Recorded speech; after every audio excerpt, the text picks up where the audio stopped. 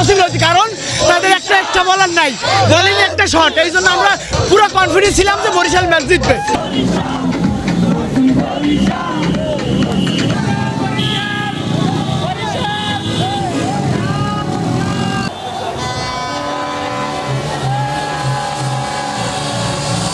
আজকে বরিশাল কাপ নিয়েছে, চট্টগ্রামকে বলতে চাই কাঁচা কাপ কোথায়, কাপ কোথায়, কাপ নেই। তোমাদের শুধু ইয়াশা সাগর ছিল, সেও নেই।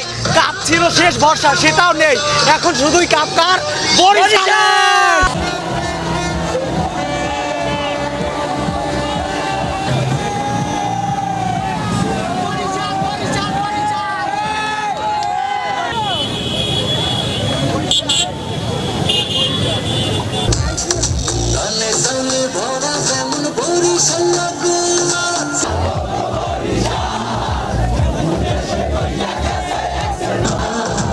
এখন আমাদের আশা প্রত্যাশা হইলো দুইটা কাপ যাতে 10টা লং ভালো করে একসাথে বরিশাল আনা হয়।